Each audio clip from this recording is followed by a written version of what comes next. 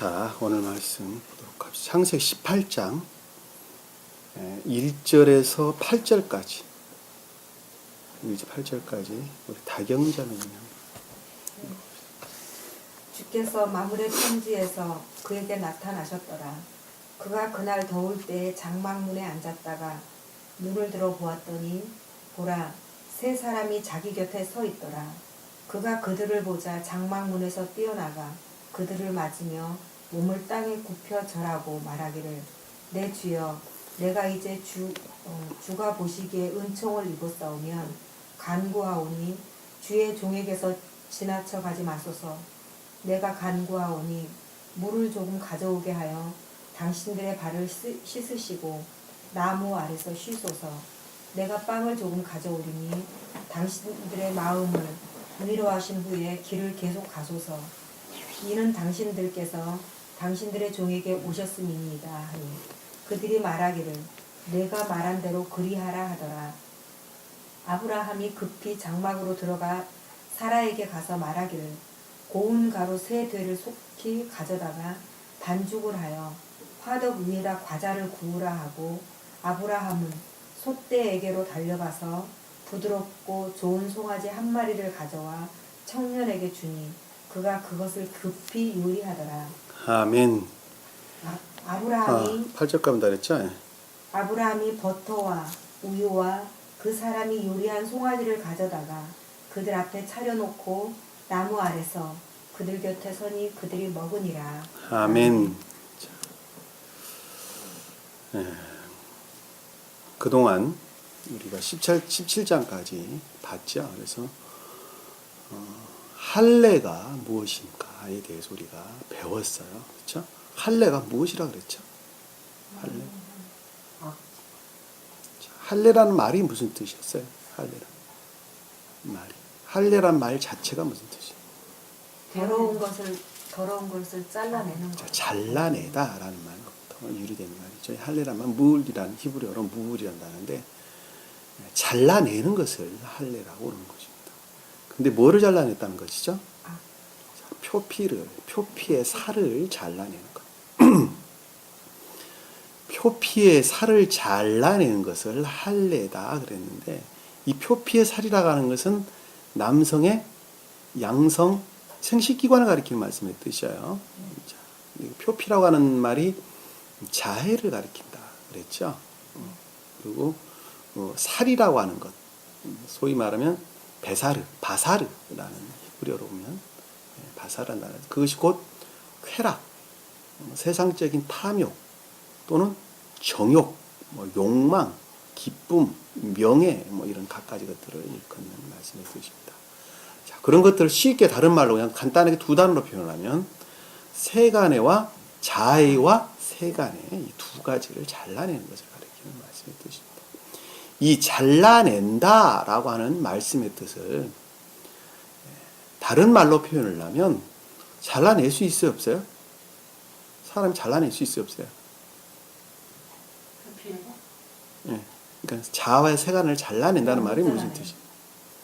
바꿔놓는다라는 뜻이에요. 바꿔놓는다. 그러니까는 세상적인 나에 속한 기쁨을 주님을 부르는 기쁨으로 바꾸는 것이죠. 그리고 세상을 향한 세간애를 주님을 부르는 도구로 바꾸는 것을 가리키는 말씀의 뜻이에요. 그것을 잘라냈다 그러는 거예요. 우리는 자아를 벗어서 살 수가 없어요. 네? 우리 자아를 덧입고 세상에서 살 수밖에 없어요. 그러면은 잘라낸다는 말이 무엇이냐? 산으로 가서 수도원 생활을 하는 것을 가리키느냐? 그 말이 아니라 나를 사랑하는 마음을 주님을 사랑하는 것으로 바꿔치기 하는 것이고, 내 생명을 주님의 생명과 바꾸는 것이죠. 주님의 생명과 맞바꾸는 것입니다. 그리고 세간에 나에 속한 기쁨을 주님을 위한 기쁨으로 바꾸는 것이죠. 주님을 위한 기쁨으로 바꾼다고 하는 말의 뜻이 세상의 삶으로부터 얻은 모든 기쁨을 주님을 우러르는 도구로서 기쁨을 얻는 것을 가리키는 말씀의 뜻이에요. 주님을 우러르는 기쁨이에요. 다른 말로 이웃을 사랑하는 기쁨이에요. 아시겠죠? 네. 자, 그것을 잘라냈다 이런 말로 표현되는 것입니다. 그러니까 이 말씀의 뜻을 잘못 이해를 하게 되면 다 잘라라고 그랬으니까 세상을 딱 등지고 산속에 들어가 산다. 이 말의 뜻이 아니라는 것을 여러분들에게 내가 지금 설명하고자 해서 이 깊은 말을 제가 말씀을 드리는 거예요. 그러니까는 주님 우리 삶 가운데 오신단 말이에요. 우리 삶 가운데 주님이 오신다고. 우리 삶 가운데 주님께서 임유를 하시는데 그 임유하신 주님이라고 하는 것은 자해 대신에 그 자리를 대신 주님께서 차지를 하시는 것이고 그 주님이 차지하신 그 마음으로부터 궁극적인 우리 삶이 주님을 우러르는 것을 가리켜서 잘라냈다 이렇게 표현을 하는 거죠. 아시겠죠? 자, 그 상태에 이르는 자를 바른 말로 중생한다, 구원받았다 이렇게 이야기를 하는 것입니다. 여러분들이 그럼 본인들이 가슴에다가 손을 놓고 자기 자신의 모습을 한번 돌이켜보세요. 내가 지금 어떠한 상태에 놓여 있는가? 아직도 나는 세상적인 기쁨 가운데 있는가? 정말 주님을 우러는 삶을 내가 살고 있는 것인가, 마는 것인가? 그거는 여러분들이 좀 더 깊게 자신들을 스스로 돌아보게 되면 아마 뭐 어느 정도 이해를 할 수 있으리라고 저는 생각을 합니다. 여기 지금 본문은 아브라함이라고 하는 주님이시죠. 아브라함이라고 하는 주님이신데 그분이 2000년 전에 오셨던 예수 그리스도 그분을 지칭한다고 제가 말씀을 드렸어요. 그분이 마리아로부터 모계적 인성, 세상 다시 말씀드리면 보통 우리 인간들과 별반 다를 것 없는 유전학에 속한 속성들을 가지고 오셨어요. 가지고 나오셨어요. 자, 그분이 영화하시는 과정을 통해서 주님의 입장에서 사람으로 보면 거듭남 중생의 과정에서 마지막 상태에 지금 어떤 것을 행하게 됐어요? 마지막 상태. 그러니까 인성이 영화되시는 직전의 상태. 다른 말로 신성과 합일되어지는 직전의 상태인데 그 직전의 상태에 이르러서 뭐를 했어요 지금?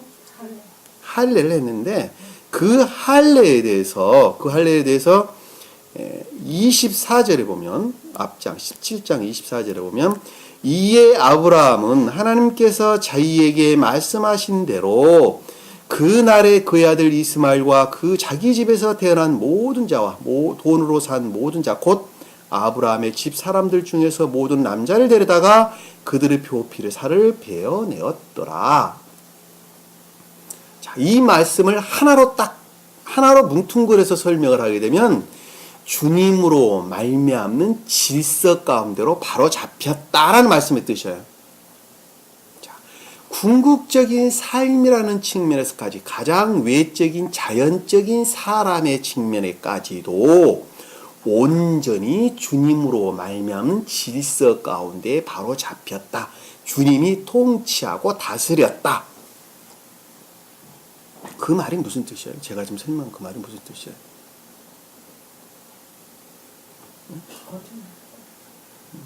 완전히 거듭났다. 자, 완전히 거듭났다는 그 말씀의 뜻인데, 자, 주님으로부터 질서가 바로 잡혔다라는 말이 무슨 뜻이냐? 그동안에는 내 자아에 대한 자애로부터의 질서 가운데 있었어요. 자연적 질서였어요. 소위 말하면 악의 질서예요. 그것은 지옥으로 말미암는 질서 가운데 있었어요. 이 세상의 모든 것들은 지옥의 속성의 질서 가운데 있는 거예요. 지금도 마찬가지예요. 주님을 알지 못하는 자는 다 그들의 질서가 지옥의 질서 가운데 있는 자들이란 말이에요. 근데 그 질서가 뒤바뀌었어요. 뒤바뀌어서 주님으로부터의 질서가 바로 잡힌 거예요. 주님으로부터. 그것이 종국점은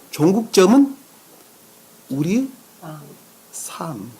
우리 삶이 종국점이에요. 아시겠죠? 그러니까 여기서 지금 이스마엘이라는 말이 그래서 나오는 거예요. 왜냐하면 가장 외적인 함정인 것들을 가리키는 말씀의 뜻이란 말입니다. 그리고 이 아래에 보면 여기서 보면 남자라는 말이 그래서 나와요. 남자라는 말을.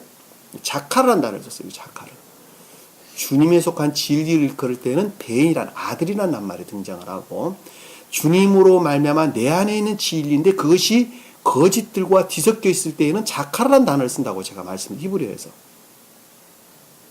여기서는 지금 남자라는 말이 자카르라는 단어를 쓴단 말입니다. 그러니까는 진리는 진리인데 그것이 거짓들과 뒤섞여 있다 이 말이에요. 그래서 거짓들과 뒤섞여 있는 이 거짓을 어떻게 됐어요? 할례를 했다. 잘라냈다라는 말씀의 뜻이에요. 그러니까 내가 돈을 벌어야 됐는데 이 돈이 네 자해로부터 비롯된 물질에 대한 욕구였어요. 그렇죠? 자, 내가 돈을 벌어서 내가 큰 집도 준비를 해야 되겠고 좋은 차도 사야 되겠고 남 앞에 내가 돈 많이 벌었다고 떳떳하게 내 자신도 내세우고 싶고 세상 명예도 얻고 싶고 막 갖가지 것들이 있었단 말입니다. 그것이 자아에 속한 질서 가운데 있는 것들이죠. 자, 그것으로부터 모든 것들을 지배하는 거예요. 세상 가운데 것들을 모두 지배하는 것입니다. 그런데 그 질서가 주님으로 말미암아 바로잡혔다라고 하는 말씀의 뜻은 나를 우러르는 삶 그 자체가 주님을 우러르는 삶으로 바뀌었다라는 말씀의 뜻이라고 제가 제일 처음에 설명을 드렸어요. 그것을 질서 가운데 있다 이렇게 설명을 드리는 것입니다. 아시겠죠? 네. 그러니까 여기서 지금 아브라함이라고 일컫는 주님의 입장에서 보면 마지막 99살 때, 이 마지막 99살 때 100세가 되는, 다시 말씀드리면 인성이 신성화되는, 네. 신령 인성이 신령 인간이 되는 그 직전의 상태를 지금 우리에게 가르쳐주고 있다는 것을 잘 알 수 있단 말입니다. 네. 여기서 아직 카비는 안 됐어요. 아시겠죠? 네. 자, 그 상태에서 주님께서 좀 더 낮은 것들에 대한 지각의 상태를 지금 18장에 기록되어 있는 말씀의 뜻이에요. 자, 그 상태에서 주님께서 고향됐어요. 어떻게 고향되느냐? 아주 극내적인 상태의 주님께서 소위 말하면 묵상하고 있는 상태로 바뀌었단 말이에요. 아주 깊은 묵상의 상태로 지금 바뀐 거예요. 묵상이란 말이 무슨 뜻이에요? 묵상이라는 거. 여러분들 묵상하지 아니하면 절대 주님 생명 내 안에 올 수 없어요. 그것이 기도란 말과 똑같은 단어예요. 묵상이란 말이 기도하고 나 똑같은 내적인 교류를 가리키는 말씀의 뜻이에요. 네. 깊은 묵상. 묵상은 어디로부터 비롯돼요? 마음으로부터 된단 말이에요. 마음으로부터 자, 이 묵상하는 계도가 있겠죠. 그러니까 어떤 사람은 하나라는 선의 측면에서 묵상하는 사람이 있겠고 어떤 사람은 10개라는 것, 어떤 사람은 100개라는 측면에서 선의 상태에서 선에 충만한 상태에서 지각하는 묵상하는 상태에 있을 수 있겠죠. 그렇죠? 그러니까 거듭남이라고 하는 측면에서 보면 계도가 높아지면 높아질수록 좀 더 주님께 가까이 결합되어지는 것이고 좀 더 가깝게 결합되어진 내면적인 교류에 의해서 깊은 묵상 안에 들어갈 수 있는 것은 당연하죠. 기도라는 말씀의 뜻이 그 뜻이에요. 기도가 그런 뜻이에요. 우리가 교회에 나가서 책상 밑에 코 박고 떴다 떠부러대는 그걸 기도라고 말하는 것이 아니라 그걸 기도라고 말해야 되는 것이 아니라 이 내적인 깊은 묵상 가운데 있는 것을 기도다 이렇게 이야기하는 거예요. 그것을 말로서 겉으로 표현하는 게 외적인 기도가 되는 거예요.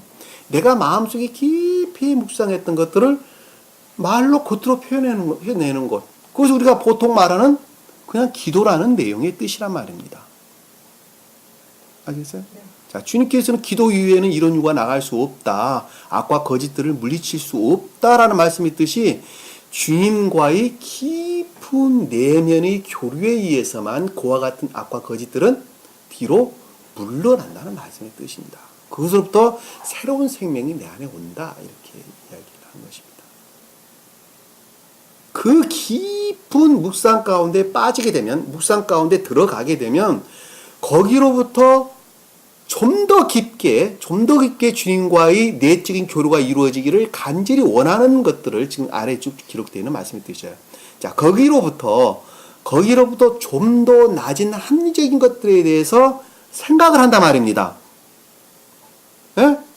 자, 내가 좀 더 깊은 주님으로 말미암는 교류 가운데, 지각 가운데 있게 되면, 다른 말로 묵상 가운데 있게 되면, 다른 말로 기도 가운데 있게 되면, 자, 그 내면으로부터 임유하신 그 주님으로 말미암아 우리 삶에 대해서 생각해 볼 수가 있겠죠.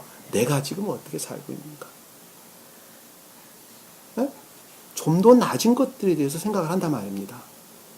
내가 지금 이 상태에 내가 어떠한 환경에 지금 놓여 있는가? 내가 지금 세상을 우러르고 있는가? 주님을 우러르고 있는 것인가? 자, 그것이 어디로부터 비롯된 거예요? 그러니까 그것은 주님으로부터 깊은 주님으로 말 극내적인 주님으로 말미암아 좀 더 낮은 겉사람에 속한 속성들, 여기서는 함재기란 말로 설명돼서 나오는데 좀 더 외적인 것들에 대해서 내가 깊이 묵상을 하고 있는 것입니다. 그 하고 있는 내용이 사라가 웃었다라는 말로 아래 보면 이삭을 낳을 것인데 라는 합리적 진리에 관한 내용인 것을 우리는 잘 알 수가 있습니다. 아시겠죠? 네. 자, 그 말이 무슨 뜻인가 하면 여러분들이 깊이 묵상해 보지 아니하면 그 말을 내가 지식적으로 아 그렇구나라는 것만 알지, 내가 실제 몸소 체험을 해본 사람은 그 말씀의 뜻이 무엇인가 하는 것을 주님으로부터 계시를 받는다니까. 그냥 피부로 와 닿는 거예요. 책을 보든지 성경 말씀을 보든지 그 가르침이 내 안에 말씀이 떨어지게 되면 그것을 아 이것은 이거구나라고 쓱 지나가는 것이 아니라 그 말씀을 가지고 깊이 묵상을 한단 말입니다. 아 방언이라는 것은 따따따 떠들어대는 말이 아니라 교리를 가리키는 것입니다. 곧 진리를 가리키는 것입니다. 라고 말을 하면 아, 이 양반은 방언은 따따따 떠들어대는 말이 아니고 아, 교리를 가리키는 것입니다. 라고 해놓고 곧 진리를 가리킵니다. 아니 방언이면 방언이고 진리면 진리인데 같은 말로 교리라는 말하고 진리라는 말을 왜 번갈아가면서 쓰고 있는가? 그 두 개가 연관되기 때문에 두 개를 번갈아가면서 쓰는 거예요. 그 말에 대해서 우리가 깊이 묵상을 하는 것이란 말입니다. 그럼 교리가 뭔가에 대해서, 진리가 뭔가에 대해서. 그럴 때 주님께서 진리라는 것을 뭐를 가리킨다는 것을 깊은 주님으로 말미암아 지혜를 준단 말이에요. 그래서 그 진리가 뭐라는 것을 알고 그 교리가 또 뭐라는 것을 그 가운데서 깨닫고 이해한단 말입니다. 그것을 주님이 주셨다 그러는 거예요. 아셨죠? 자, 그것은 감관으로부터 비롯된 것이 아니라 오직 내적인 주님으로 말미암아 내적인 교류에 의해서만 내가 깨닫고 이해할 수가 있는 것입니다. 그래서 좀 더 깊게 이해할 수 있는 것은 내가 좀 더 주님께 가까이 다가간 자가 좀 더 깊게 이해를 하는 거예요. 아시겠죠? 무슨 말인지 깊이 있는 지각을 할 수 있단 말입니다. 자, 그 측면에서 지금 설명이 되고 있다는 것을 우리는 이 18장 1절에서 지금 시작하는 말씀의 뜻입니다. 그러니까 아브라함이 지금 그 내적인 상태에 지금 들어가는 과정이 지금 우리에게 설명해 주고 있는 거예요. 자, 말씀 본문을 보도록 하겠습니다. 자, 주께서 만물의 평지에서 그에게 나타나셨다. 자, 나타났다라는 말은 지각 가운데 빠졌다는 말씀의 뜻이죠. 어떠한 상태에 빠졌느냐? 만물의 평지라고 하는 장소가 지금 나왔는데 만물의 평지의 상태, 여기서 평지라는 말은 엘론, 상수리나무를 가리키는 말씀의 뜻입니다. 그러니까 만물에라고 일컫는 상수리나무에 속한 지각을 가리키는 말씀의 뜻인데 이 주께서 나타나셨다라는 말씀의 뜻은 주는 여호와를 일컫는 말씀의 뜻이에요. 그러니까 여기서 지금 존재되신 분을 일컫는 말씀의 뜻이라는 것을 잘 알 수 있어요. 아브라함이 지금 주님 자신이죠. 네. 표준적으로 주님을 가리키는 말씀의 뜻인데 예수 그리스도 그분을 일컫는 말씀의 뜻이다. 내가 이렇게 수도 없이 설명을 드렸어요. 자, 그분이 자기 속사람이라고 하는 존재되신 분이세요. 네. 주님 자신 스스로가 자기 속사람이에요. 자기 속사람, 곧 존재되시는 자기 속사람으로 말미암아 만물의 상수리나무에 속한 지각을 뜻한단 말이에요. 나타나셨다는 말씀의 뜻은 이 만물이라고 하는 것은 이 아모리 사람의 이름입니다. 아모리 사람의 이름. 예전에 우리가 한번 배웠는데 아모리라는 말은 오름이라는 뜻이 오름. 다시 말씀드리면 산이란 말이에요. 산. 그러니까는 아모리라는 말은 성경에 보면 아주 많이 등장을 하게 되죠. 근데 이게 선한 뜻에서는 주님 사랑을 뜻하나 반대의 뜻으로는 자애를 가리키는 단어라는 것을 잘 알 수가 있어요. 그러니까 이 아모리 사람과의 전쟁하는 것들이 부분에 많이 성경에서 나오는데 자애와 주님과의 싸움을 일컫는다는 것을 잘 알 수가 있습니다. 아시겠죠? 근데 여기서는 지금 만물의 상수리 나무다라고 하는 것은 만물이라고 일컫는, 다시 말씀드리면 선으로 말미암는 합리적인 것을 가리키는 합리적 지각을 가리킨다는 것을 잘 알 수 있어요.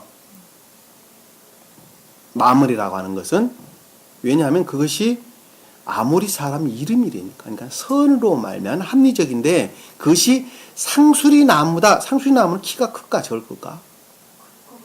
상수리 나무가 커요, 적어요? 원래 이 상수리 나무가 엘로이나 강하고 단단한 나무를 가리키는 나무다 이 뜻이에요. 상수리 나무 키가 적어요. 살인 상수리 나무는. 그러니까는 보다 낮은 것 상태. 그러니까는 근내적인 것으로부터 지금 지각을 하고 있는데 아브라함이라고 일컫는 생명의 상태로부터의 지각을 가리킨다는 것을 잘 알 수 있어요. 아시겠죠? 그러니까 여기서 지금 만물의 평지에서라는 말씀이 뜻이에요. 그러니까 합리적인 지각이다. 다른 말로. 여기서 지금 아브라함은 합리적 선으로서 주님을 가리키는 말씀이 뜻이고 밑에 나오는 사라라는 단어는 합리적 진리로서 주님을 가리키는 말씀이 뜻입니다. 자, 합리적 선은 뭐고 그러면 신령선은 뭡니까? 신령선이 되기 직전의 상태를 합리적 선이라는 말로 바꾼 거예요. 아시겠죠? 자, 여기서 보니까 만물의 평지에서 그에게 나타났더라 라는 말씀의 뜻이에요. 신령선에서 비롯된 합리적 지각, 한마디로 표현하면 그런 거예요. 아시겠죠? 자, 그가 그 날 더울 때에, 자, 그와 같은 생명의 상태인데, 그것이 어느 상태였어요? 더울 때의 상태. 다 선으로 충만한 때를 가리키는 말씀. 덥다라는 말씀, 그 뜻이죠? 뜨겁다. 덥다라는 말씀이 있던 성경에서, 자, 선으로, 사랑을 뜻하는 덥다라는 말의 뜻으로. 사랑으로 충만한 상태. 그러니까 사랑으로 말미암는, 선으로 말미암는 지각의 상태인 것을 우리는 잘 알 수가 있단 말입니다. 아시겠죠? 더울 때라고 하는 상태를 일컫는데 영의 상태를 일컫는 말씀의 뜻이죠. 장막 문에 앉았더라 라는 말씀의 뜻은 장막은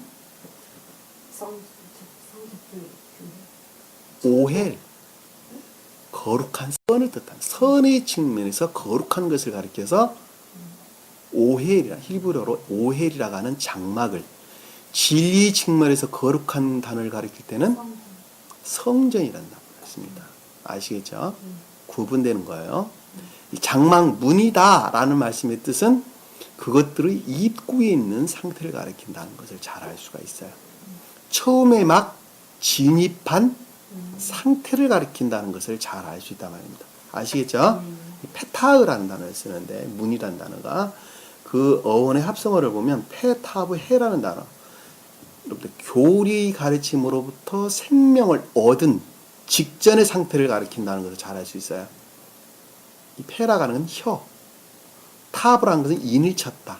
해라고 하는 주님의 숨꿈을 가리키는 생명을 가리키는 단어입니다. 그러니까 말씀의 가르침으로부터 거룩한 선의 초입 딱 진입한 첫 번째 상태인 것을 잘 알 수 있단 말입니다.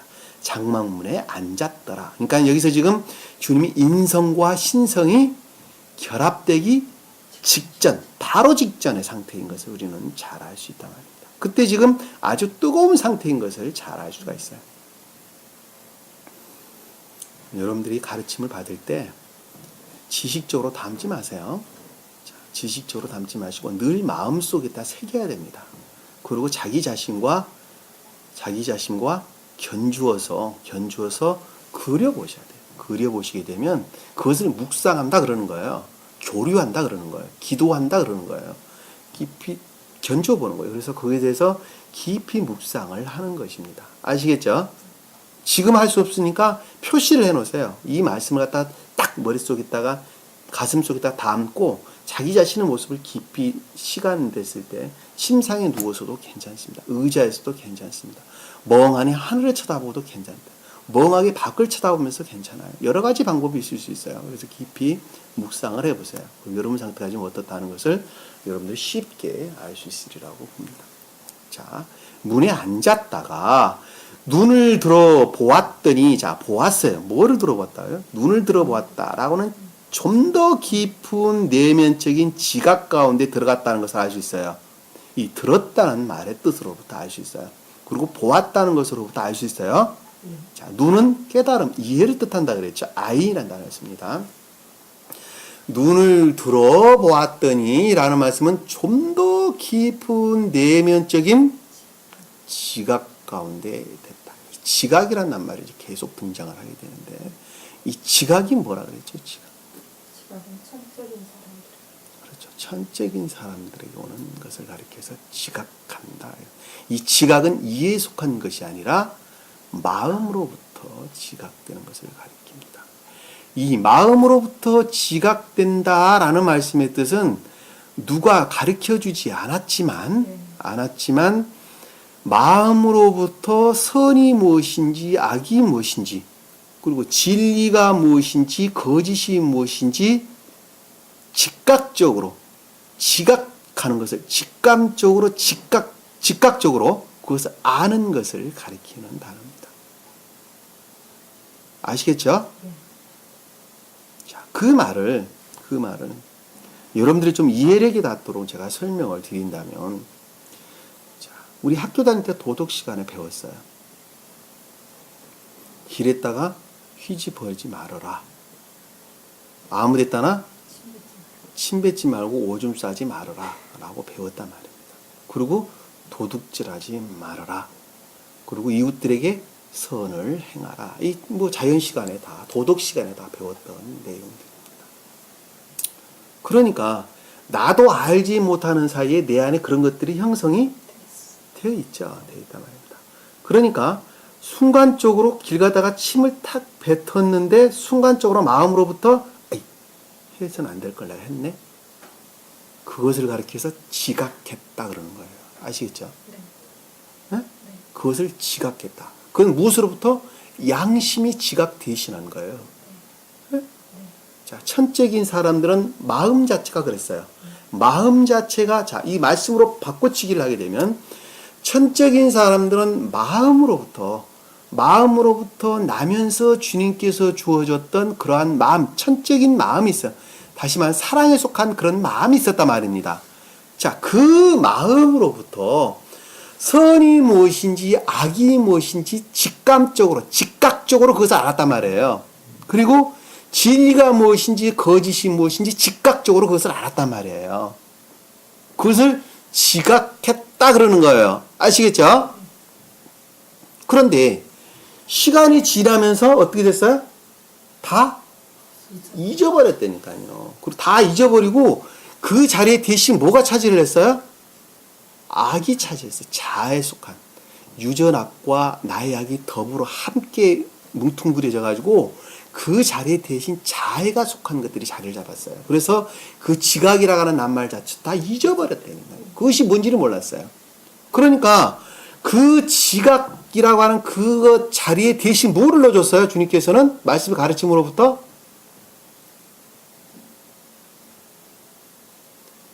양심이라는 것을 넣어줬다니까. 그 자리에 대신 뭘 넣어줬어요? 양심이라는 것을 넣어줬는데 그 양심이 무엇으로부터 비롯된 거예요? 말씀으로부터. 이 말씀의 가르침으로부터. 참 여러분들, 자, 말씀의 가르침으로부터 내 안에 양심이라는 것이 생겼다니까. 그러니까 그 양심으로부터 선이 무엇이고 악이 무엇인가 하는 것을 지각하게 되는 것이죠. 그리고 진리가 무엇인지 거짓이 무엇인가 하는 것을 지각하게 되죠. 그래서 그 양심이 이 일을 하게 되죠. 그 양심이 온전히 이 일을 하는 자를 가리켜서 영적인 교회에 속한 자다 그러는 거예요. 그 자가 거듭났다 중생했다 그러는 거예요. 아시겠죠? 그러니까 우리가 이 지각이라는 낱말을 여러분들 이해에 와닿도록 우리가 그려본다면 양심이란 단어와 거의 유사한 개념으로 여러분들이 이해를 해도 된다는 것을 알 수 있어. 아시겠죠? 여기서 지금 주님께서 지각했다라고 하는 것은 존재 되신 분으로 말미암아 깊이 생각하고 있다, 지각하고 있다는 것을 우리는 잘 알 때 말이에요. 선으로부터 지각하고 있는 거예요. 이 양심이라고 하는 것은 우리 본 마음은 그대로 있어요. 본 마음은 그대로 있고 그 양심은 이해의 영역에 새로 생긴 거예요. 새로 생긴 거예요. 주님께서 구원의 방편을 우리에게 새로 넣어주신 거란 말입니다. 그건 곧 주님 자신을 가리키는 말씀의 뜻이에요. 양심이 주님 자신이에요. 그 주님 자신이 내 안에서 일하지 않는 자가 어떻게 구원을 받을 수 있겠습니까? 구원을 못 받는다니까, 그 자는. 그거 잊어버리지 마세요. 굉장히 중요해요. 이 교리라고 하는 차원에서 그거 잊어버리면 안 돼요. 아시겠죠? 네. 그 말이 무슨 뜻인지. 그러니까 이거 여기서 지금 지각한다는 말과 그 다음에 양심이라는 단어 여러분들 구분을 하셔야 돼요. 양심으로부터는 총명이 나온다 그러는 거예요. 그래서 지각한다 말할 쓰지 아니하고 총명이 나온다 이렇게 이야기를 하는 것입니다. 그 양심의 지배를 받는다는 걸 잘 알 수 있어요. 그것들이 이 삶이라는 측면에서 모든 것들을 다스리는 걸 가리켜서 질서가 바로 잡혔다. 주님께서 질서를 바로 잡았다. 통치하신다. 뭐 이런 말로 설명이 되는 것입니다. 주님 능력 가운데 있다. 이런 말로 우리가 설명되고 있는 거예요. 명확하게 이해할 수 있겠죠? 여기서 지금 눈을 들어 보았더니 라는 말씀의 뜻은 아브라함이라고 일컫는 주님이 그 상태로부터 보다도 깊은 내면적인 지각의 상태에 들어갔다라는 말씀의 뜻이라는 걸 쉽게 알 수 있어요. 아시겠죠? 자, 들었더니 세 사람이 자기 곁에 섰더라. 자, 세 사람은 자기 곁이란 말이 무슨, 곁이란 말은 R이란 단어를 뜻하는데 높임, 높음, 뭐뭐 위에, 뭐뭐에서 라는 뜻이에요. 그러니까는 높게 고양되어 있는 것들을 가리킨다는 것을 잘 알 수 있어요. 근데 여기서 세 사람이라는 것은 목적, 원인, 결과의 측면에서 존재되신 분과 그리고 원인으로 나타나는 신령 인간과 그리고 그것들의 결과로 나타나는 성령, 곧 삼위일체로 일컫는, 곧 삼일성을 가리키는 주님을 일컫는다는 것을 잘 알 수가 있습니다. 아시겠죠? 이분이 곧 세 사람이에요. 여기서 보면 세 사람. 그 세 사람이 지금 아브라함이라고 일컫는 주님께서 지각하고 있는 그 주님, 존재되신 그분을 일컫는다는 것을 잘 알 수 있어요. 왜? 그 세 분은 곧 한 분이기 때문에 그렇습니다. 여기서 지금 2000년에 오신 예수 그리스도 그분의 입장에서 보면, 그분의 입장에서 보면 인성으로 오셨던 예수 그리스도는 신령 인간으로서, 그리고 그 존재되신 분, 속사람이라고 하는 존재되신 분을 가리켜서 여기서 지금 제가 설명하고 있던 세 사람이 일컫는 신령 사랑의 측면에서 존재되신 분을, 그리고 이 두 분으로부터 발출되어져 나오는 성령, 신령 진리를 가리키는 말씀이 뜻이라는 걸 잘 알 수 있어요. 그것이 곧 셋이 아니라 하나다는 것을 잘 알 수 있습니다. 자, 나 한 사람으로 보면 여러분들 예전에 다 여러 번 설명을 했던 내용들입니다. 나 한 사람으로 보면 나라고 하는 육체를 입고 있는 내가 있어요. 네. 내가 있고 그리고 나는 영을 담고 있단 말입니다. 내 영은 육을 담는 그릇이라고 제가 설명을 드렸어요. 그래서 내 육이 살아있는 것은 영으로부터 살아있는 것이죠. 그러니까 영과 육은 두 사람이 아니고 한 사람인 것을 잘 알 수 있단 말입니다. 자, 나라고 하는 사람은 영과 육이 결합이 돼서 육으로부터 그 모습을 드러내는 것이죠. 뭐를? 내 성품을 드러내는 거예요. 뭘 통해서? 내 속 사람이 육을 통해서 드러내 보이는 거예요. 아시겠어요? 네. 자, 내 영이라고 하는 것은, 영이라고 하는 건 자기 모습을 드러낼 수 있는 방법이 없다니까요. 뭘 통해서 드러낼 수 있어요? 육을 통해서만, 내 육을 통해서만 내 성품이 어떻다 하는 것을 드러내 보인다 말입니다. 그 성품을 여기서는 주님의 영이신 성령이 가리키는 말씀이죠. 성령을 가리킨다는 걸 잘 알 수 있어요. 그러니까 이 성령은 세 분이 아니고, 성부, 성자, 성령은 세 분이 아니고 한 분을 가리킨다는 것을 잘 알 수 있단 말입니다.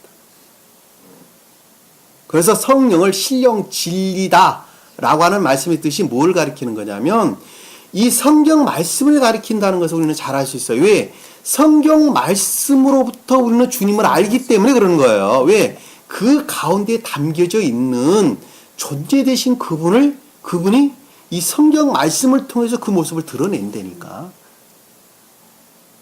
아시겠죠? 예, 예. 네? 그러니까 성령은 신령 진리를 가리키는 말씀의 뜻이라는 걸 잘 알 수 있습니다. 여기서 지금 세 사람이라는 낱말의 뜻은 존재되신 분과 신령 인간과 성령이신 곧 주님을 가리키는 말씀의 뜻이라는 것을 잘 알 수 있어요. 예? 세 사람이 곁에 서 있더라라는 말씀의 뜻은 고양되어져 고와 같은 지각의 상태에 있었다는 말씀의 뜻이죠.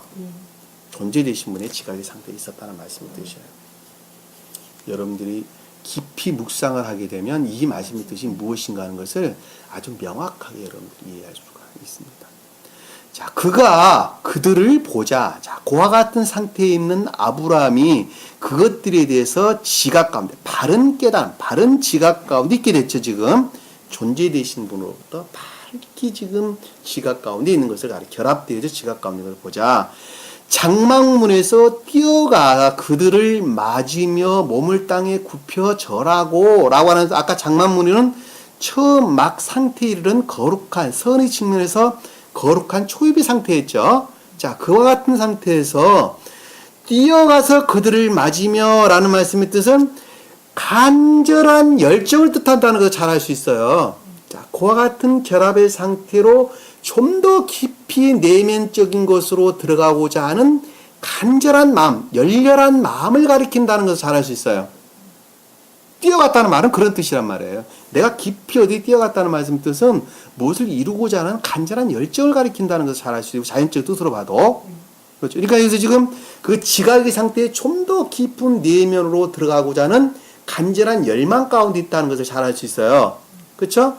그러고 난 다음에 아브라함이 어떻게 했느냐면 몸을 땅에 굽혀 절하고 라는 말씀의 뜻은 그와 같은 주님, 극내적인 주님, 존재되신 분으로 말미암는 지각의 상태로부터의 겸비를 뜻한다는 것을 잘 알 수 있다는 말입니다. 온전한 겸비를 뜻한다는 것을 잘 알 수 있어요. 이게 지금 무슨 말을 뜻하는지 여러분들 머릿속에 그려지나요? 자, 그려져야 합니다. 그려지지 아니하면 그냥 피상적으로 왔다가 그냥 달아나 버려요, 다. 아시겠죠? 자, 절을 하고 말하기를, 자, 여기서 보면 내 주여 그랬어요, 내 주여. 이 세 사람을 향해서 내 주여 그랬단 말입니다. 그러니까 이 세 사람이 그 누구를 가리킨다는 거예요? 주님, 여호와이신 주님을 가리킨다는 것을 잘 알 수 있어요. 여기서 주여라는 말은 아도나이라는 단어가 있습니다. 아도나이. 다시 말씀드리면 감히 이름을 부를 수가 없어요. 그러니까 주님에 대한 극애칭, 극존칭인 애칭을 불렀는데 그것이 곧 아도나이라는 단어입니다. 이 신약에서는 키리오스라는, 헬라어로 키리오스라는 단어를 씁니다. 부활하신 주님을 향해서 제자들이 주여, 주님이라는 말을 붙이는데 그것이 곧 키리오스라는 단어를 씁니다. 주인이라는 뜻이에요, 원래 주인이라는 단어. 그거는 곧 주님에 대한, 감히 주님이라, 주여라고, 여호와라고 하는 여호와라고 하는 이름을 부를 수 없는 것에 대한 극예칭, 극존칭에 속한 예칭, 이렇게 해서 볼 수가 있겠네요. 예칭이요. 내 주여, 내가 이제 주가 보시기에 은총을 입었사오면, 자, 그와 같은 상태가 주님의 사랑으로 말미암았다면 이란 뜻이죠. 은총이라는 것은, 은혜라고 하는 단어는 자비, 호의, 선의 이런 뜻을 나는데, 이와 같이 그 존재되신 주님으로 말미암아, 존재되신 주님으로 말미암아 극내적인 지각 상태에 있게 되었다면, 있게 되었사오니 라는 말씀의 뜻이죠. 은혜를 입었다면 이라는 말씀의 뜻은 그것이 곧 주님으로 말미암은데, 그와 같은 것들이 주님께서 내게 허락하신 은혜라 한다면, 자비라 한다면 이란 뜻이죠. 이해가 되시죠? 은혜라는 말의 뜻이, 행이라는 단어는 생명에 속한 깨달음, 지각을 가리키는 말씀의 뜻입니다. 해라는 단어와 눈이란, 물고기를 뜻하는 눈이란 단어의 합성입니다. 해라는 생명, 진리로부터 생명에 속한 것들에 대한 극내적인 지각의 상태를 가리키는 낱말의 뜻이에요. 그것이 곧 주님으로 말미암았다는 말씀의 뜻을 은혜라고 하는, 행이라고 하는 단어입니다.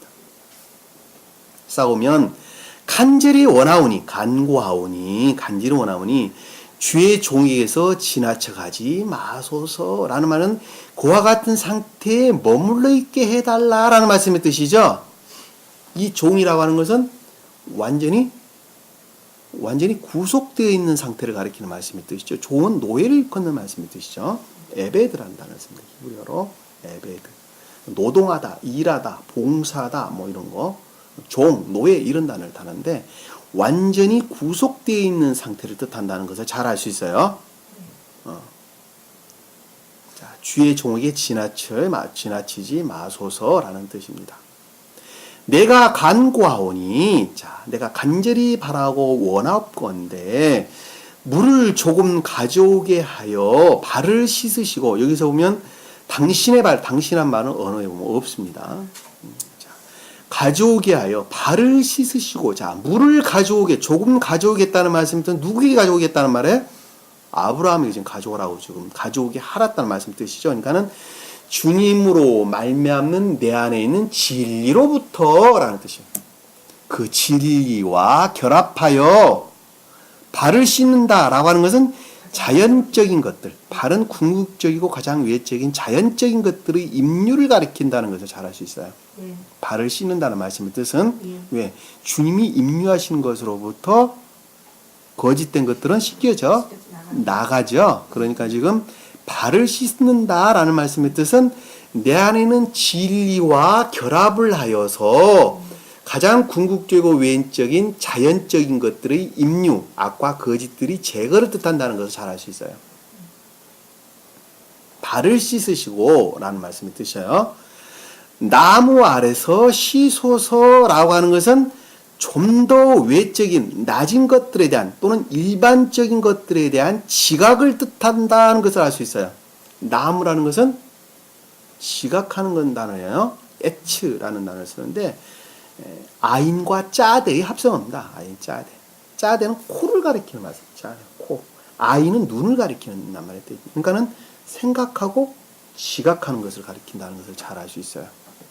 나무란 단어가 이것은 성경에서 에츠란 단어에서 나무, 뭐 수목, 숲 이런 걸 뜻하는데 눈을 감고 뭐 확고하다, 견고하게 하다 이런 뜻에서 유래된 아차란 낱말로부터 유래된 단어입니다.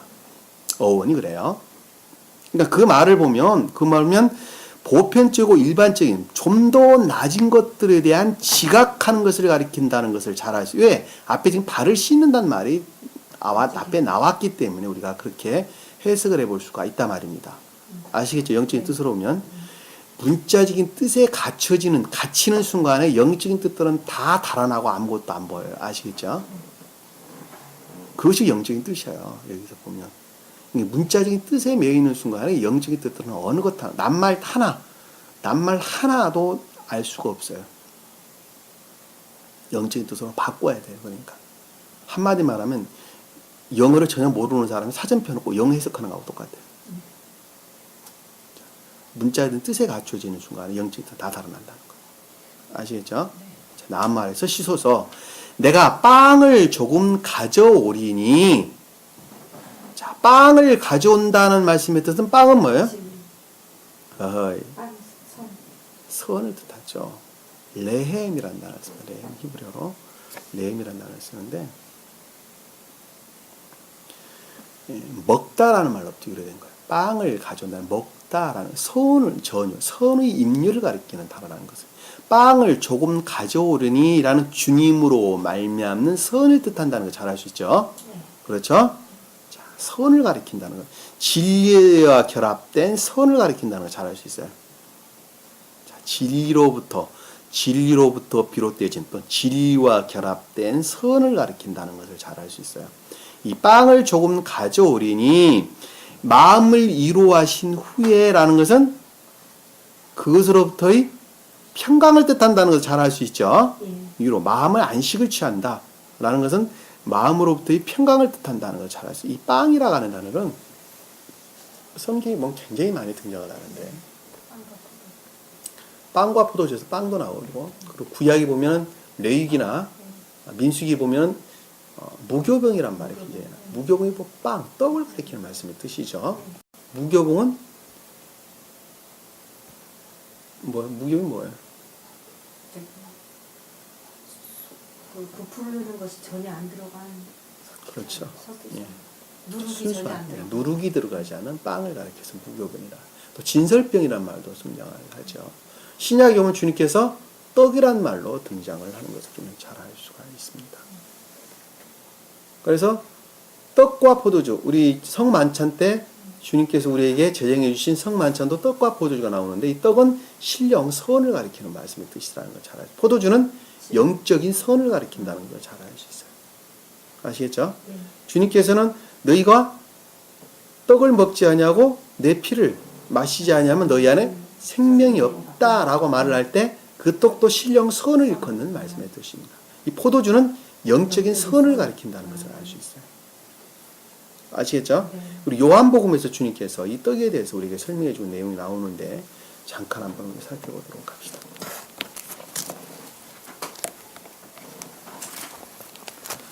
요한복음 6장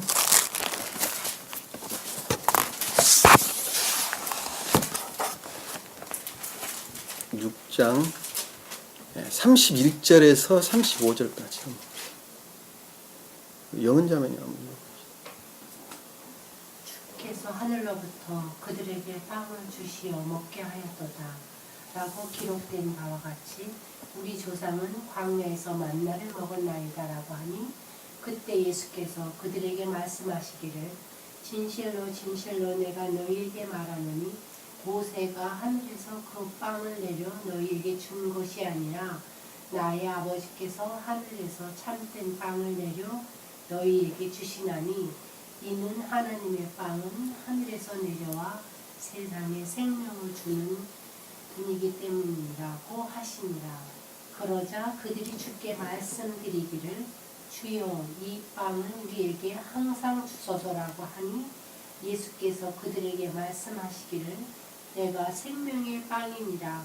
내게 오는 자는 결코 배고프지 아니하며 또 나를 믿는 자는 어느 때나 결코 목마르지 아니하리라. 아멘. 자, 여기서 지금 주님께서 이 빵에 대해서 정의를 내려주셨는데 자, 볼게요. 26절 제가 한번 쭉 보도록 하겠습니다.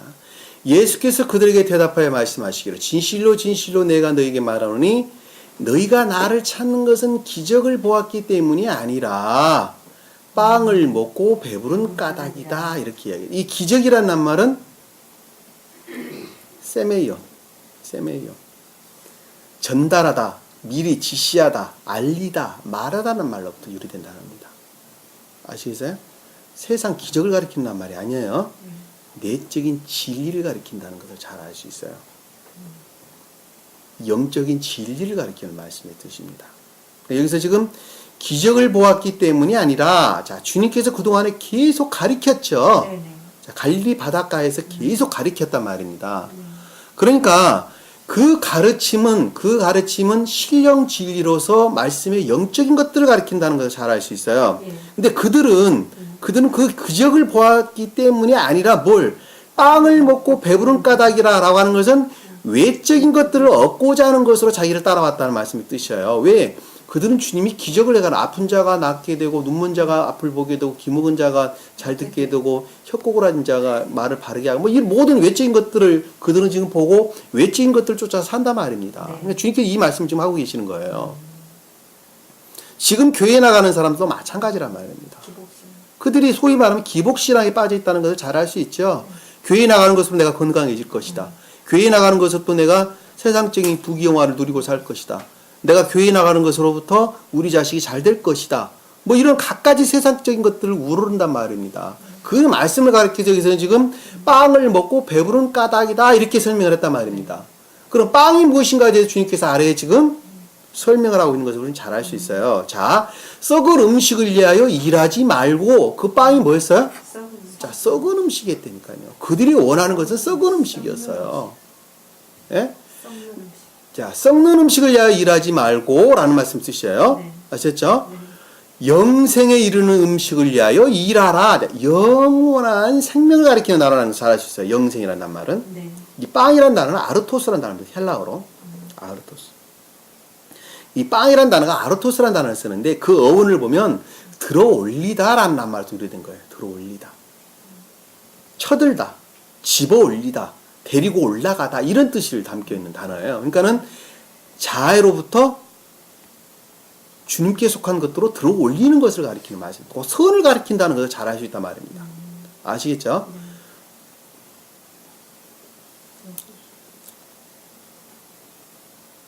자, 영생에 이르는 음식을 위하여 영생은 영원한 생명, 조회라는 단어를 가리키는 것을 끝과 시작과 끝이 없는 영원한 생명. 이 조회라는 것은 내가 죽으면서 마지막 가지고 가는 주님께 속한 생명을 가리키는 말씀의 뜻입니다. 그것이 조회라는 단어예요. 그러니까 그것이 곧 영생을 있게 하는 본질이라는 것을 잘 알 수 있단 말입니다. 자, 그것을 위하여 너희가 이 일을 하라. 이렇게 지금 우리에게 설명해 주는 걸 잘 알 수 있어요. 인자, 그것을 누가 준다 그랬어요? 인자가 너희에게 그것을 주리니. 자, 여기서 인자는 사람의 아들, 그 인자를 가리키는 말씀이 곧 말씀으로서 주님, 신령 진리로서 주님, 또 신령 인성으로서 주님. 하나예요. 네. 그것이 어디부터 비롯된다고요? 말씀으로부터 비롯된다고. 말씀의 영적인 것들로부터 비롯된다는 말씀의 뜻이에요. 문자적인 말씀으로 비롯되는 것이 아니라 영적인 뜻으로부터 비롯된 말씀의 문자적인 뜻의 교리 가르침으로부터 비롯되는 거예요. 아주 구체적으로 설명을 하면. 그것이 곧 신령 진리인 영적인 것으로부터 비롯된다는 것을 잘 알 수 있어요. 인자라는 말씀이 그것이에요. 신령 진리로서의 주님을 가리킨다. 또는 말씀의 영적인 것으로부터의 주님을 가리킨다 알 수 있단 말입니다. 인자가 너에게 주리니 이는 아버지께서 그들을 인치셨기 때문이다. 라는 말씀은 주님으로부터 존재되신 분으로부터 말미암아 확증된 것이라는 말씀의 뜻이죠. 쉽게 알 수 있죠? 28절에 보니까 그들이 주께 말씀하시기를 우리가 하나님의 일들을 하려면 무엇을 해야 되리까? 라고 하니, 자, 제자들이 지금 향해서 주님께 향해서 지금 묻고 있는 거예요. 그러면 하나님 일들을 하려면 무엇을 내가 해야 됩니까? 라고 지금 주님께 질문을 하고 있단 말입니다.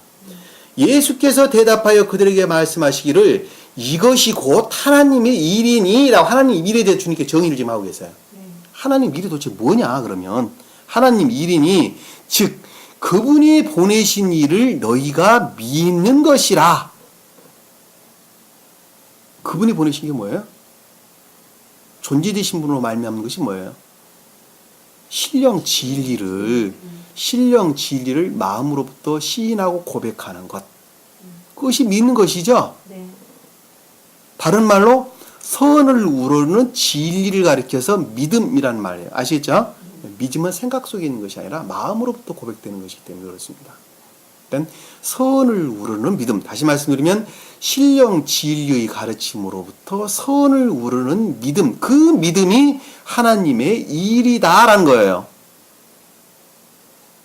다른 걸 가리키는 것이 아니라는 거예요. 네? 주님이 우리 가르치는 말씀을 드셔요. 믿음이라고 하시니라. 그러므로 그들이 주께 말씀하시기를 그러면 주께서 우리가 보고 주님을 믿을 무슨 표적을 보여주겠나이까? 라고 지금 그들은 지금 주님은 영적인 것을 지금 말하고 있는데 제자들은 외적인 것들을 지금 계속해서 질문을 하고 있죠. 네. 자, 완전히 지금 상반된 것들을 지금 말하고 있단 말입니다. 그래서 지금 주님께서는 이들에게 표적을 지금 보여달라고 주님께 표적을 보여달라고 지금 이야기를 하고 있어요. 보니까 주께서 하늘로부터 그들에게 빵을 주셔 먹게 하셨도다 라고 기록된 바와 같이 우리 조상 광야에서는 만나를 먹었나이다라고 하니 이들이 지금 표적은 모세가 우리에게 만나를 먹여주셨듯이 주님도 지금 그 표적을 나에게 보여주십시오라고 지금 이야기를 하고 있는 거예요. 네. 그렇죠? 네. 모세가 지금 우리 조상들을 광야에서 만나와 메추라기를 먹였는데 이런 표적이라도 주님께서 보여주셔야 내가 믿을 거 아닙니까? 라고 지금 이야기를 하고 있단 말입니다. 그러니까 주님께서 뭐라고 말씀을 하시느냐? 여기서 지금 빵이나 아까 우리 지금 출애굽 창세기에서 지금 우리 보고 있는 빵이나 같은 빵이에요. 네. 같은 빵. 다른 것이에요. 여기서는 헬라어로는 아르토스라는 단어를 썼다는 거. 자, 그랬더니 32절 보니까 그때 예수께서 그들에게 말씀하시기를 진실로 진실로 내가 너희에게 말하노니 진실 이것은 변함없는 진리라는 말씀의 뜻이죠. 변함없는 진리인데 모세가 하늘에서 그 빵을 너희에게 내려준 것이 아니라 이 모세는 신령 진리로서 또는 신령 율법으로서 주님을 가리키는 말씀의 뜻입니다. 네. 자, 신령 진리에서 비롯된 것이 맞는데 왜 신령 진리에서 비롯된 것이 아니라고 이야기합니까? 라는 말씀의 뜻은 신령 그 진리 그 자체만으로는 생명이 없기 때문에 그러는 거예요. 그것이 신령 선으로 말미암는 신령 진리만 생명을 갖는 거예요. 아시겠죠? 그러니까 그것은 모세가 준 것이 아니라 누구로부터? 주님으로 말미암는 모세로부터 그렇게 됐다는 말씀이 뜻이에요. 네.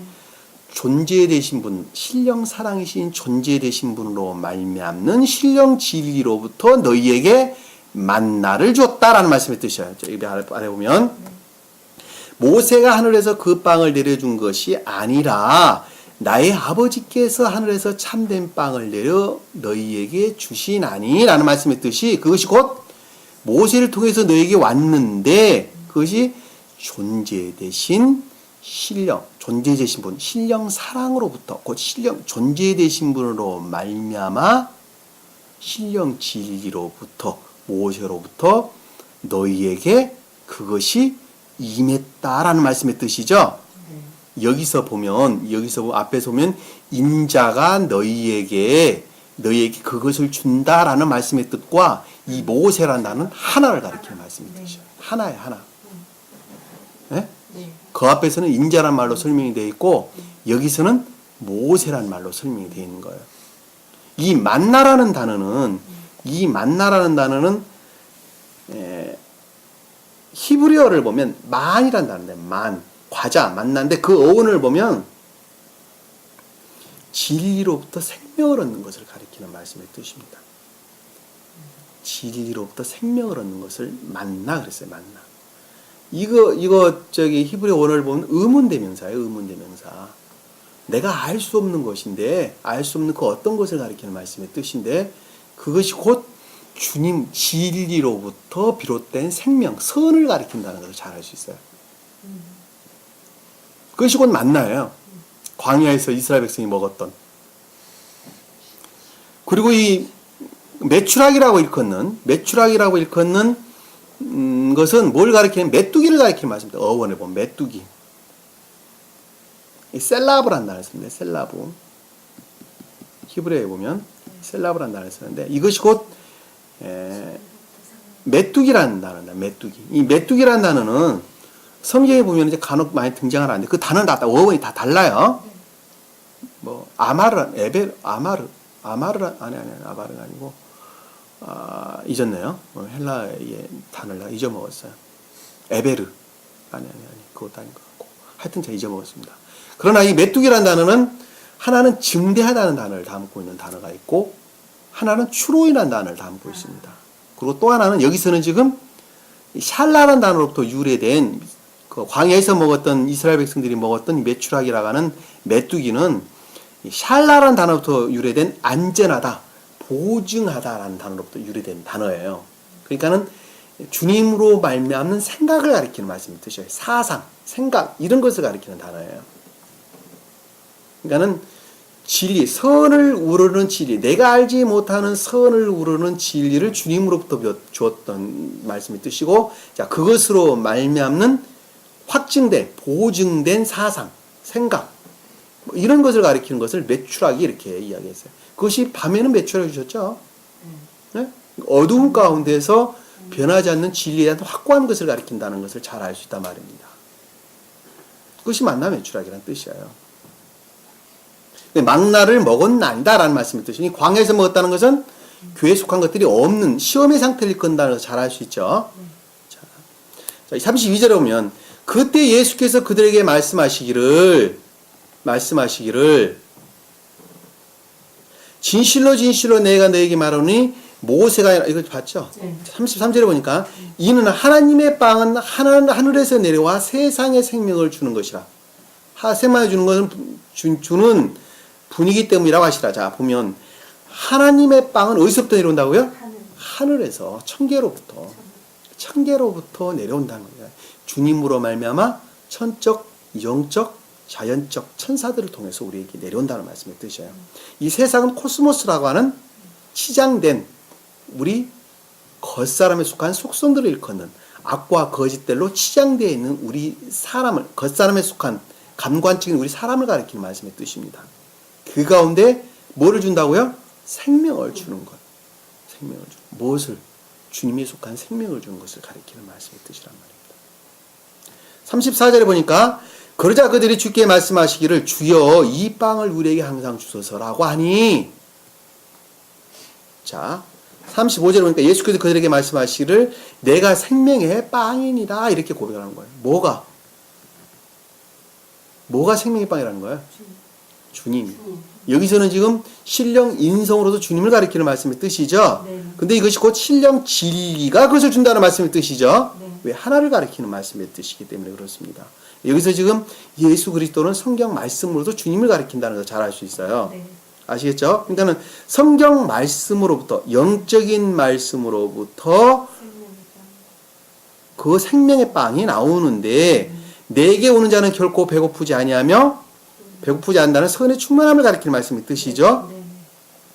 또 믿는 자에게는 어느 때나 결코 목마르지 아니하라. 자, 선을 우러는 믿음에 속한 진리 가운데 있는 자는 또 그것을 믿는 가운데 있는 자는 더 이상 말씀을 갈급해하지 않는다. 왜? 진리 안에 이미 있기 때문에 그렇습니다. 그것이 말씀의 가르침이에요. 그것이 곧 주님이 하는 일이라니까. 주님의 일이 뭐예요? 내가 선 안에 사는 것. 선을 우러르는 것이 주님의 일이라니까요. 명확하게 이해할 수 있습니다. 주님께서 그 빵을 우리에게 지금 정해 주신 거예요. 예수 그리스도께서 2000년 오신 주님께서 제자들 향해서 그 빵이 무엇인가 하는 것을 가르치는 것입니다. 자, 본문을 이거 좀 더 자세히 살펴봐야 되는데 시간이 없으니까 본문을 다시 넘어와서 자, 내가 빵을 조금 가져오려니 자 5절에 보니까 그 빵은 아까 말했던 선을 가리킨 천적인 선을 가리킨다는 것을 잘 알 수가 있습니다. 마음을 이루하신 후에 봤지 아까 당신께서 당신들의 종에게 오셨음이니이다. 자 여기서 보면 당신들께서 당신들이라는 말은 없어요. 원어에 보면 이루하신 후에 길을 계속 가서 마음을 이루하신 후에 길을 계속 간다라는 것은 그것으로부터 깨어나는 것을 뜻하는 것이죠. 깊은 지각으로부터 벗어나는 것을 가리키는 말씀의 뜻이죠. 자 벗어서 자 종에게 오셨음이니다라는 것은 종으로부터 구속되어 있는 것으로부터 고하던 지각 가운데 있게 하셨기 때문이라는 말씀의 뜻이죠.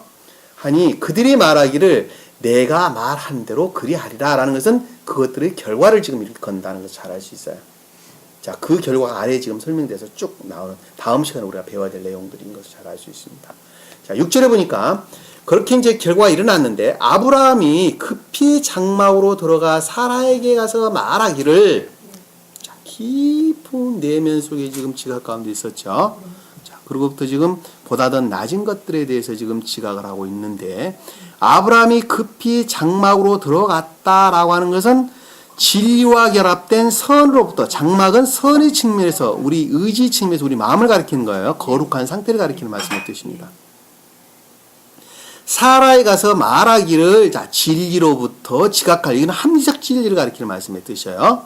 아브라함은 합리적 선의 상태 진리와 결합된 합리적 선으로 말미암는 합리적 선과 결합된 진리로부터 지각하기를 또 진리와 결합된 선으로부터 지각하기를 다 같이 해석될 수가 있겠어요.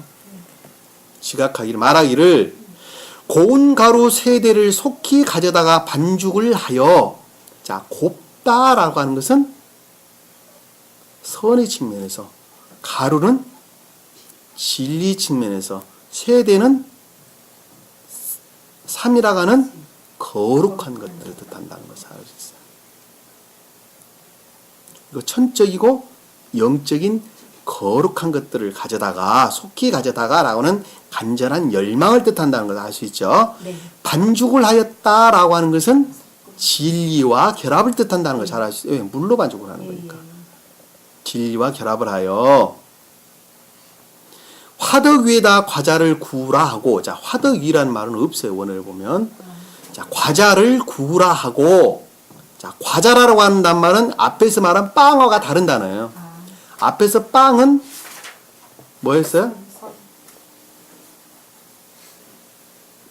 자 앞에서 빵이라는 단어는 레헴이라고 하는 단어를 썼는데 여기서 과자라는 단어는 우가라는 단어입니다. 우가 벗기다라는 뜻에서 아주 좋은 음식, 곡물, 가루 이런 뜻을 담고 있는 것인데 앞에 있는 바는 천적인 선으로서 주님을 가리키는 말씀의 뜻이고 여기서 과자라고 하는 것은 아브라함 안에 있는 아브라함의 안에 있는 아브라함 주님으로 말미암는 전유된 임유된 선을 가리키는 말씀의 뜻이에요.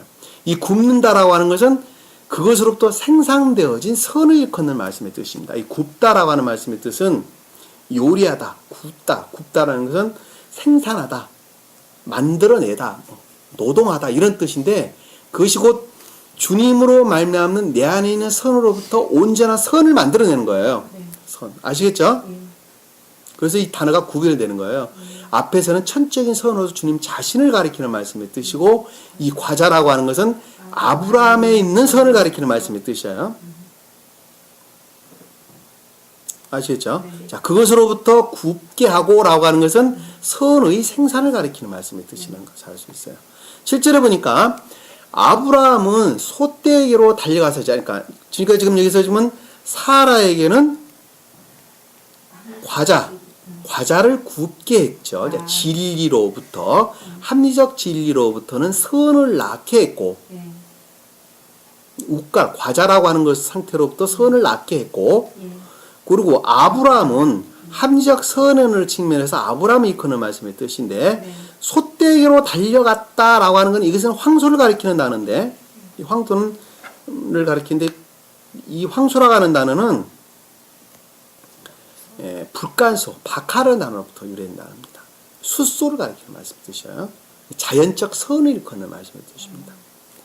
자, 자연적 선에 속한 열망, 달려갔다는 것은 열망이죠. 이 자연적 선으로부터 부드럽고 좋은 송아지 한 마리를 가져와서, 자, 부드럽다라고 하는 것은 천적인 측면에서, 좋다고 하는 것은 영적인 측면에서, 송아지라고 하는 것은 자연적 선의 측면에서 한 마리를 가져와 청년에게 주니, 청년은 앞에서 말한 종하고는 달라요. 여기서 청년은 나르라는 단어를 씁니다. 나르. 예, 나르. 남자, 소년을 가리키는 말씀의 뜻이에요. 앞에서 종이라는 단어는 달라요. 앞에서 종이라는 단어는 에베드라는 단어에서 구속되어 있는 상태를 가리키는 말씀의 뜻이고, 여기서는 지금 청년이라고 하는 나르라는 단어는 자연적인 사람을 가리키는 말씀의 뜻이에요. 자연적 사람. 그러니까 아브라함이 지금 누구에게 줬다고요? 자연적 사람에게 줬다라는 것은 가장 낮은 것들에 대한 임류를 가리킨다는 것을 잘 알 수 있어요. 천적이고 영적이고 자연적인 선이 가장 궁극적이고 외적인 자연적인 사람에게까지도 임류된 것을 가리키는 말씀의 뜻이라는 것을 잘 알 수 있어요.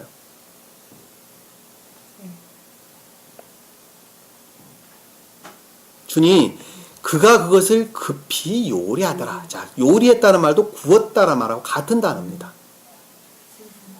생산하다. 그러니까는 자연적 선 안에, 자연적 사람으로부터 말미암는 선의 생산을 가리킨다는 것을 잘 알 수 있어요.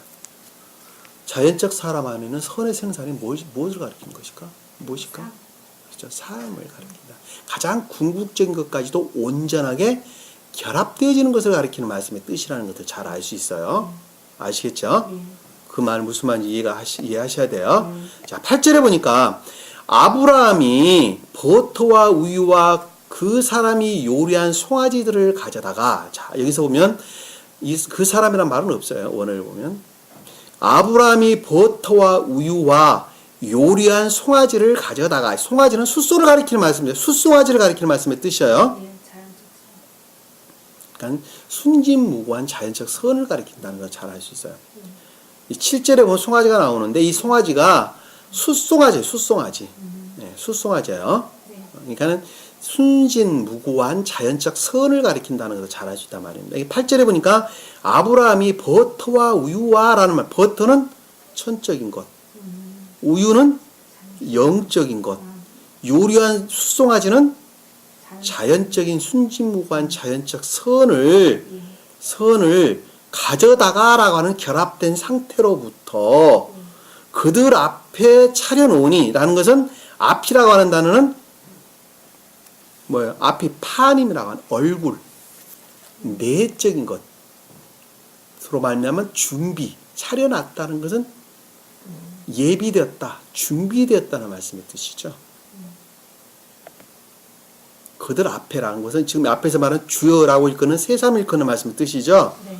그러니까는 깊은 내면적인 지각, 천적이고 영적이고 자연적이고 순진무구한 자연적 소박한 선으로부터 그들과 결합되어진 준비된 상태를 일컫는다는 것을 알 수 있어요. 네.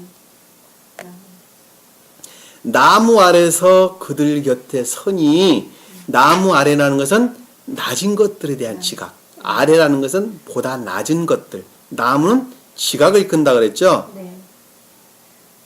그들 곁에 서니, 자, 고양된 상태로부터 준비되어진 지각을 뜻한다는 것을 잘 알 수 있어요. 네. 그들이 먹으니라. 그들이 먹었다는 것은 의사소통, 내면적인 교류에 속한 지각을 뜻한다는 것을 알 수 있어요. 그러니까 우리가 내면적인 지각은 어디로부터 비롯되는 거예요? 삶으로부터. 선을 우러르지 아니한다는 내면적인 지각 안에 있을 수 있다는 말이 없다는 말이에요? 없다니까요. 주님은 가장 궁극적인 천적이고 영적인 것, 그리고 자연적인 순진무구한 선으로부터 온전히 결합되어진 것으로 말미암는 보다 낮은 합리적인 것들에 대한 지각 가운데 있었다라는 것을 우리가 한마디로 보면 그 뜻이에요. 지금 여기 보면 알 수 있어요. 그러니까 우리가 깊이 묵상한다 하는 것도 마찬가지예요. 네? 깊이 묵상한다는 것도 무엇으로부터? 주님과 결합되어진 선으로부터 주님과 결합되어진 것으로 말미암는 깊은 지각 가운데 있다는 것을 알 수 있어요. 기도도 마찬가지예요. 그럼 기도는 다 할 수 있지 않습니까? 할 수 있다니까요. 얼마만큼? 내가 선과 결합되어져 있는 것만큼 주님께 기도가 되는 거예요. 네. 그러면 선과 전혀 결합되지 않는 사람이 기도하는 것을 주님 들어요, 안 들어요? 안 듣다니까요. 안 들어. 그건 지 혼자만의 떠들어대는 소리예요. 아무것도 아니에요, 그거는.